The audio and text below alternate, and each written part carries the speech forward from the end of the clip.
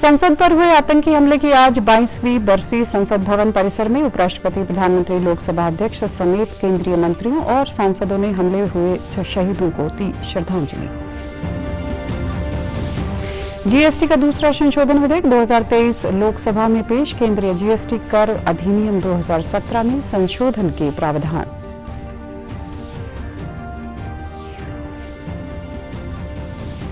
और हरियाणा के राज्यपाल ने राजभवन में कल हरियाणा लोक सेवा आयोग की सदस्य के रूप में डॉक्टर सोनिया त्रिखा को दिलाई पद, निष्ठा एवं गोपनीयता की शपथ। नमस्कार, चंडीगढ़ से आपका स्वागत है। मैं हूं आरजू। अब समाचार विस्तार से। संसद भवन पर हुए आतंकी हमले की आज 22वीं बरसी है। इस दौरान 9 सुरक्षा बलों ने देश की सुरक्षा के लिए अपने प्राणों की आहुति दी थी। देश के इन सपूतों को आज संसद भवन में श्रद्धांजलि दी गई। उपराष्ट्रपति और राज्यसभा के सभापति जगदीप धनखड़, प्रधानमंत्री नरेंद्र मोदी, लोकसभा अध्यक्ष ओम बिरला, गृह मंत्री अमित शाह समेत कई केंद्रीय मंत्रियों और सांसदों ने हमले में शहीद हुए लोगों को श्रद्धांजलि दी। 13 दिसंबर 2001 को आज ही के दिन पाकिस्तान से आए 5 आतंकियों ने लोकतंत्र के इस पवित्र मंदिर संसद भवन पर हमला किया था। यह हमला संसद के शीतकालीन सत्र के दौरान हुआ था। प्रधानमंत्री ने शहीदों के परिजनों से भी मुलाकात की। प्रधानमंत्री ने शहीद विजेंद्र सिंह के पौत्र से उनका हालचाल जाना। संसद का शीतकालीन सत्र के दौरान केंद्रीय वस्तु और सेवा कर विधेयक 2023 आज लोकसभा में पेश किया गया। वित्त मंत्री निर्मला सीतारमण ने विधेयक प्रस्तुत किया। इसका उद्देश्य केंद्रीय वस्तु और सेवा कर अधिनियम 2017 में संशोधन करना है। अंतिम कर संग्रह विधेयक 2023 भी आज लोकसभा में पेश किया गया। प्रधानमंत्री नरेंद्र मोदी ने कहा कि भारत आर्टिफिशियल इंटेलिजेंस के उत्तरदायी और नैतिक उपयोग के लिए प्रतिबद्ध है। नई दिल्ली में भारत मंडपम में आर्टिफिशियल इंटेलिजेंस वैश्विक भागीदारी शिखर सम्मेलन को संबोधित करते हुए मोदी ने कहा कि यह प्रौद्योगिकी सामाजिक विकास और समावेशी आर्थिक वृद्धि के लिए है। प्रधानमंत्री ने कहा कि सरकार ने आर्टिफिशियल इंटेलिजेंस सबके लिए की भावना के अनुरूप अपनी नीतियां और कार्यक्रम तैयार किए हैं।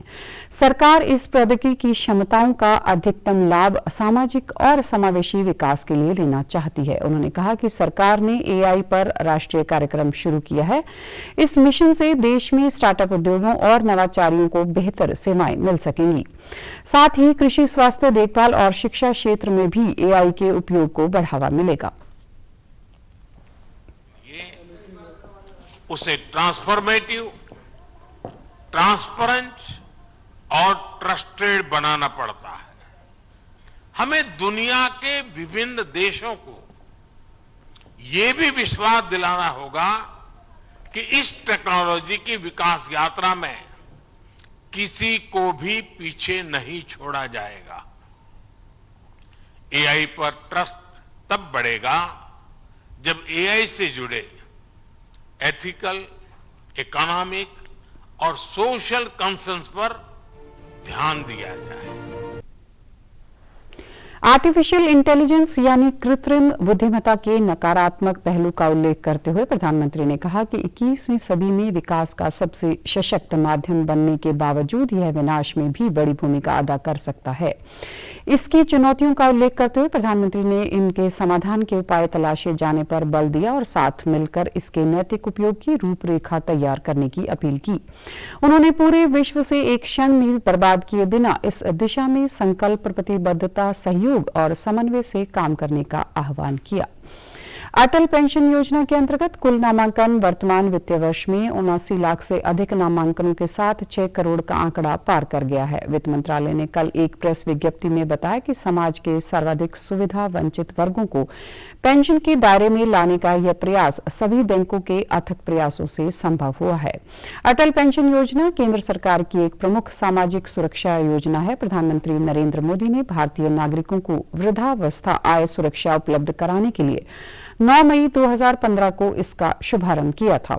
यह योजना विशेष रूप से निर्धन, सुविधा वंचितों और असंगठित क्षेत्र के कामगारों पर ध्यान केंद्रित करती है। इसके तहत 60 वर्ष की आयु से अंशदान के आधार पर 1,000 रुपए से 5,000 रुपए तक की जीवन पर्यंत मासिक पेंशन दी जाती है। हरियाणा के राज्यपाल बंडारू दत्तात्रेय ने राजभवन में कल हरियाणा लोक सेवा आयोग की सदस्य के रूप में डॉक्टर सोनिया त्रिखा को पद, निष्ठा व गोपनीयता की शपथ दिलाई।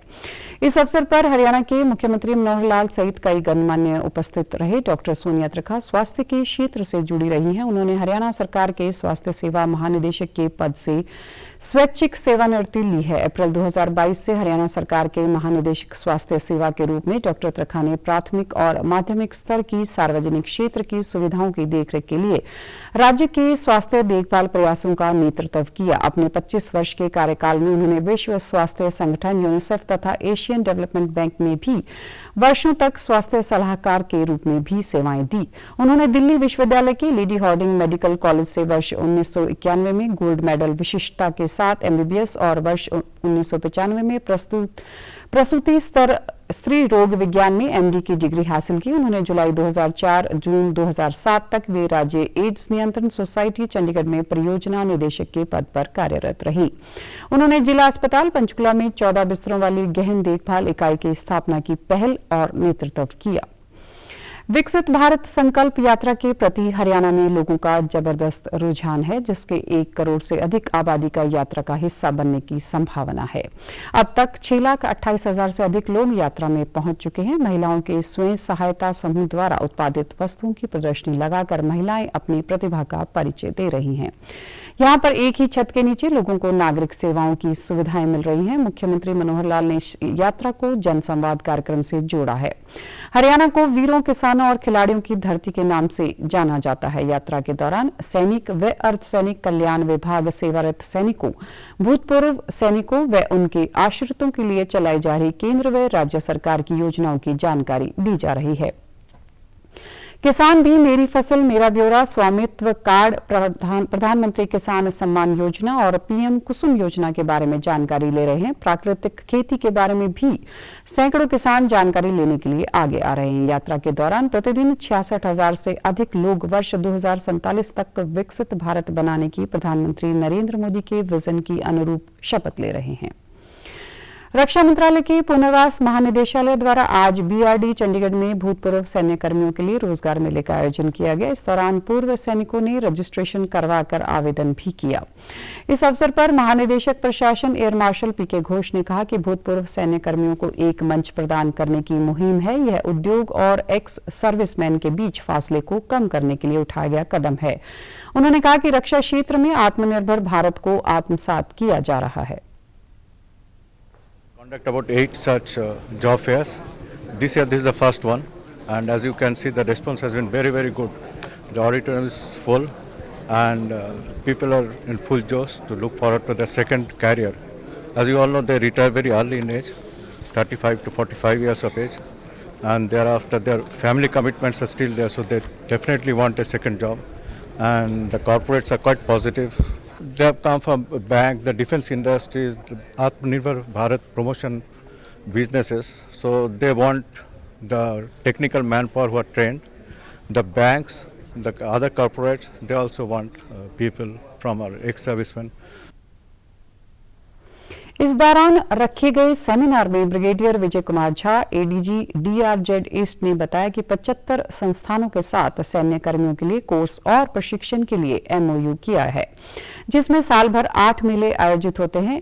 IIT रोपड़ और IIT गुवाहाटी के साथ भी MOU किया गया है। उत्तर भारत के तमाम क्षेत्रों के सैनिकों के लिए चंडीगढ़ में मेले रखे गए हैं। आगे और भी जगह मेले होंगे। उन्होंने बताया कि इन मेलों में भूतपूर्व सैनिकों का अच्छा खासा रुझान देखने को मिल रहा है। के साथ हमारी MOU है, जहाँ पे दी जाती हैं, उनमें IIMs और IITs भी इंक्लूडेड हैं, और उनको तैयार करके एक ब्रिज का काम करती है, जहाँ पे कि आपकी क्वालिफिकेशन के मुताबिक और इंडस्ट्री की रिक्वायरमेंट के मुताबिक जहाँ मैचिंग हो जाती है, उन्हें जॉब मिल जाता है।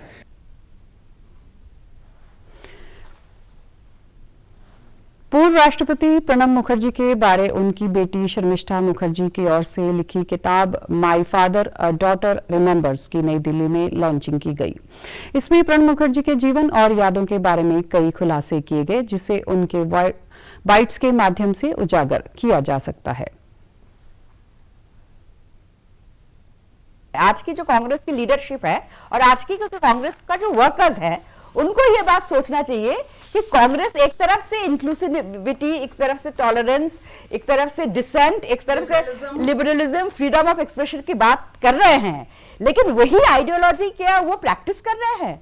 और जिस तरह से 2014 के बाद एक राहुल गांधी जी जिस तरह से सक्रिय होना जरूरी था वो नहीं करते थे, अपने सरकार को इस तरह से बेइज्जती करना, अपने प्राइम मिनिस्टर जब वो देश के बाहर थे, यूएस में थे, उनको एक तरफ से बेइज्जती करना, तो मेरे फादर को बहुत ही झटका लगा और वो बहुत ही गुस्सा हुए। और आई थिंक तभी से राहुल गांधी का प्रति उनका जो पहले थोड़ा बहुत फेथ था कि एक दिन शायद कांग्रेस को लीड कर पाएंगे, सीख जाएंगे, लेकिन उस घटना का बाद मेरे फादर का वो विश्वास शायद थोड़ा हिल गया। वन और वन्यजीव संरक्षण विभाग की कार्यकुशलता में विस्तार करने और इसके कामकाज को और अधिक सुचारू बनाने के उद्देश्य से वन एवं वन्यजीव संरक्षण मंत्री लालचंद कटारू रुचक ने विभाग के अधिकारियों को चल रहे प्रोजेक्टों में तेजी लाने और इनके समय पर मुकम्मल करने के साथ साथ प्राप्त ग्रांट्स की सही उपयोग करने के निर्देश दिए। पंजाब सिविल सचिवालय में उच्च स्तरीय बैठक के दौरान मंत्री ने हिदायत दी कि तथ्यों की पड़ताल के उपरांत एनओसी जारी करने में किसी भी तरह की देरी नहीं होनी चाहिए। इसके अलावा पंजाब सरकार की नीति के अनुसार किसी भी तरह के भ्रष्टाचार को बर्दाश्त नहीं किया जाएगा। उन्होंने कहा कि राज्य के हितों के लिए अधिकारियों को एक टीम के रूप में काम करने के लिए प्रोत्साहित करते हुए मंत्री ने पठानकोट में कथलौर वन्यजीव अभयारण्य के विकास और वल्चर रेस्टोरेंट के उचित रखरखाव के अलावा कंडी क्षेत्रों में प्राकृतिक तरीके से पौधे लगाने के विकल्प तलाशने पर जोर दिया। पंजाब सरकार गांव में अलग अलग शमशान घाटों की जगह एक साझा शमशान घाट बनाने वाले 29 गांवों को 5-5 लाख रुपए की ग्रांट देने का फैसला किया है। ग्रामीण विकास एवं पंचायत मंत्री लालजीत सिंह भुल्लर ने कल चंडीगढ़ में बताया कि 1 करोड़ 45 लाख रुपए की ग्रांट फतेहगढ़ साहिब, पठानकोट, संगरूर, तरनतारन, मोहाली, अमृतसर और लुधियाना के विभिन्न गांवों को जल्दी ही जारी कर दी जाएगी। कैबिनेट मंत्री ने बताया कि राज्य में बहुत से गांव ऐसे हैं जहां अलग अलग धर्मों आबादियों के लिए अलग अलग शमशान घाट हैं और इनमें से कोई भी शमशान घाट मुकम्मल रूप से विकसित नहीं है। उन्होंने बताया कि पंजाब सरकार की योजना के अनुसार एक से अधिक शमशान घाट वाले गांव में से अगर किसी भी गांव की पंचायत एक शमशान घाट बनाने का फैसला करती है तो सरकार उस गांव को 5 लाख रुपए की विशेष ग्रांट देगी। उन्होंने बताया कि पिछले वित्त वर्ष के दौरान साझे शमशान घाट बनाने वाली 39 ग्राम पंचायतों को 1 करोड़ 95 लाख रुपए से अधिक की राशि दी गई है। अब खबरें फटाफट।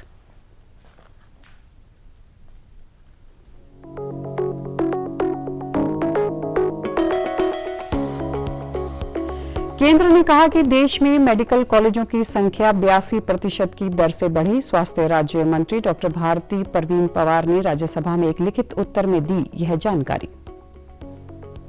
सीबीएसई ने 10वीं और 12वीं कक्षा के अगले वर्ष होने वाली बोर्ड परीक्षाओं की तारीखों की घोषणा सीबीएसई ने आधिकारिक वेबसाइट पर की जारी। भारत की औद्योगिक उत्पादन वृद्धि दर 16 महीने के उच्चतम स्तर पर अक्टूबर में पहुंची 11.7%। पिछले वर्ष इसी अवधि में इसमें 4.1% की गिरावट दर्ज की गई थी। पंजाब के ग्रामीण विकास व पंचायत मंत्री ने जिला संगरूर के कस्बा मुनका के पास एक गांव नवागांव में 24 एकड़ जमीन को अवैध कब्जे से करवाया मुक्त। और आप हमारे समाचार YouTube channel DD news Chandigarh, Facebook DD news Chandigarh और social media X DD news CHD पर भी देख सकते हैं। इसी के साथ चंडीगढ़ से समाचारों का सिलसिला समाप्त होता है। नमस्कार।